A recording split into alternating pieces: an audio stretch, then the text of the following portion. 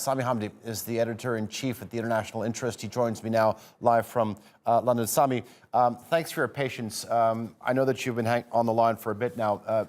You had a chance to listen to our correspondents, both Nizar in Gaza as well as Fatih in occupied East Jerusalem.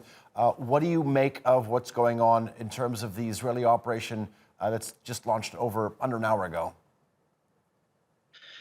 I think it's important to stress that the Israelis could not have done this without the permission of Biden. And I think when Biden came out and said that he did not believe that Israel was using excessive force against the Palestinians, both in Al-Aqsa and in Gaza, I think that was more a reflection of his approval of this ground operation that Netanyahu has been warning for some time. And Biden has his reasons for doing so. The first of them being that he believes that there should be a crushing of Palestinian resistance first and foremost, in order to pave the way for an environment in which he can come in and be the peacemaker. As long as there is a sense amongst the Palestinians that there is no possibility of any resistance and that Israel is this overwhelming force, then a peace plan by Biden in which it recognizes, in which it legitimizes the theft and seizing of land on the part of the state that is today known as Israel, it becomes much easier to force the Palestinians to do so. And indeed, Biden doesn't want to deal with Hamas or with Gaza or with the Palestinian resistance,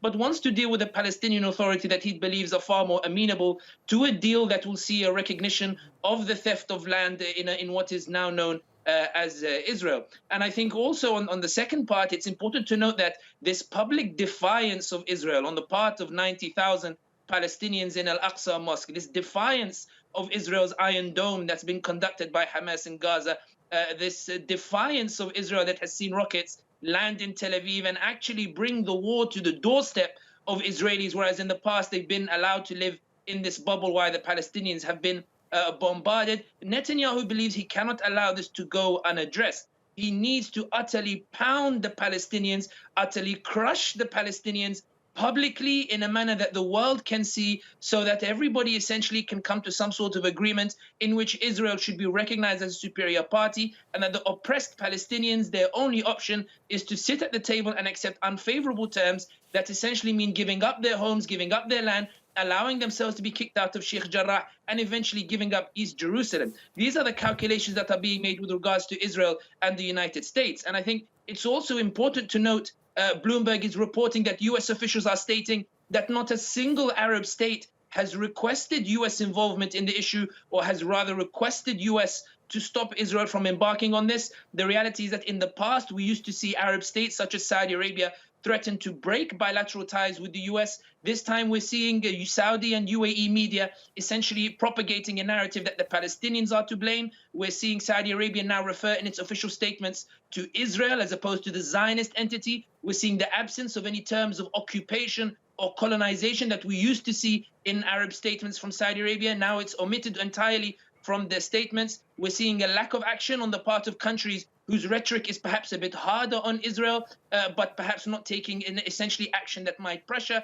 So when Biden is considering and weighing up his options, he believes that no U.S. interests are under threat. The Arabs will not compromise U.S. interests for the sake of Palestine. Neither will the Muslim world and the other Muslim allies. And therefore, he believes he's able to take his time, allow Israel to strut its stuff, allow Israel to bombard Gaza, because he believes at the end of the day, all of the Arab parties will come to the table and they will follow precisely what Washington says, and that Biden will communicate with Riyadh and get Riyadh to force Mahmoud Abbas in Palestine to agree to unfavorable terms. The UAE will propagate to the Arab world that this is a good deal. The Morocco will do the same. And the other countries that are perhaps seeking to enact diplomatic efforts to defend Gaza, these countries will relent to the reality of the situation, which is that they lack the power as a result of a fear of U.S. sanctions and a fear of their own domestic situation. And as a result, at the end of the day, it will be Israel that gains the upper hand. These are the considerations that are at play. Okay, but I think the final point, sure, go ahead. No, I was just going to, we're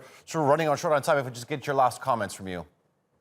I was going to say that the final point that it's important to stress is that we must speak about this narrative as it is, as opposed to the alternative reality that Israel and the Western world are trying to impose. What we're seeing for the first time in a long time is the most effective resistance on the part of the Palestinians to assert their right to their land, to assert their efforts against this injustice that is trying to be legitimized by the international order and by the United States. And this is what has infuriated Netanyahu, and this is what concerns Biden. Because if the Palestinians win this round, then Biden is forced to accept that the Palestinians have legitimate ground. And for his peace plan to work, he must ensure that the world believes that the Palestinians have no legitimate ground and that they're only entitled to territory that Israel dictates, which in reality is no territory. All right, Sami, there's a lot to unpack there, but thank you very much for that analysis. Sami Hamdi live for us from London. Thank you.